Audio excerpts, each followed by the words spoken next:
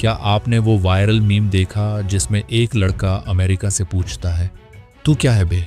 बहुत मजाक हो गया, अब सच साबित करने का टाइम है। हाँ, वही।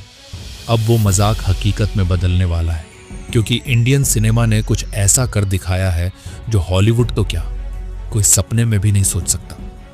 हॉलीवुड का पीछा छोड़ो, अब समय है अंग्रेजों से पूछने का। हिम्मत है अखंडा 2 जैसा कुछ करने की। अखंडा 2 का छोटा सा लेकिन धमाकेदार टीजर रिलीज होते ही हर किसी के दिमाग पर छा गया है, मानो रवि कुमार का पुनर्जन्म हो गया हो। जो लोग अभी तक अखंडा की दुनिया से वाकिफ नहीं हैं, उनके लिए फटाफट रिकैप। अखंडा एक ऐसी फिल्म थी जो मास, एक्शन, मसाले और डिवाइन टच का परफेक्ट कॉकटेल थी। भगवान शिव के इर्द गिर्द बुनी गई कहानी को इतने शानदार तरीके से पेश किया गया था कि क्लाइमैक्स देखते वक्त रोंगटे खड़े हो जाते थे। कुछ सीन तो ऐसे थे जिन्होंने पूरी फिल्म इंडस्ट्री के लिए बेंचमार्क सेट कर दिया। अगर उस वक्त अखंडा पैन इंडिया रिलीज होती तो नॉर्थ की ऑडियंस पागल हो जाती, लेकिन जो तब नहीं हुआ वो अब होने जा रहा है। अखंडा 2 न सिर्फ पैन इंडिया रिलीज होगी बल्कि इसे बड़े स्केल पर प्रमोट किया जाएगा। और सुनो, शायद इस बार डाकू महाराज की तरह कुछ हिंदी एक्टर्स या एक्ट्रेसेस भी फिल्म में नजर आए। याद है ना, डाकू महाराज ने 105 करोड़ का टहलका मचाया था। अब बात करते हैं असली गेम चेंजर की। जूनियर एनटीआर को तो मैन ऑफ मासेस कहा जाता है, लेकिन अखंडा 2 के टीजर ने हमें गॉड ऑफ मासेस से मिलवाया है नंदमूरी बालकृष्ण। मेरे हिसाब से ये तेलुगु सिनेमा के सबसे मिसअंडरस्टूड एक्टर हैं। इनका सिनेमा भले ही कितना लाउड हो, लेकिन कहानी में हमेशा गहरा कंटेंट और मैसेज छुपा होता है। अखंडा को हटा दो, फिर भी डाकू महाराज का एक्शन फायर था। उसका प्रेजेंटेशन पीक मास सिनेमा और म्यूजिक टॉप क्लास। अब अखंडा 2 के टीजर में वही स्क्रीन प्रेजेंस और दोगुनी एनर्जी के साथ बालाया का कमबैक हो रहा है। शायद ये उनके करियर का सबसे पावरफुल अवतार हो, जो न सिर्फ तेलुगु बॉक्स ऑफिस बल्कि पैन इंडिया लेवल पर तूफान ला सकता है। सारे रिकॉर्ड्स टूटने को तैयार हैं। टीजर में भगवान शिव को जिस क्रिएटिव तरीके से दिखाया गया है वो कमाल है। शुरुआत शिव से और अंत भी शिव के साथ।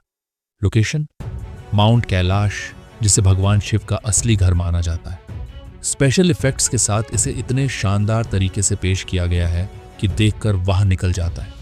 ये सीन अखंडा 2 को सिर्फ मास मूवी से उठाकर डिवोशनल कैटेगरी में ले जाते हैं, जो इसे बाकी फिल्मों से अलग बनाता है।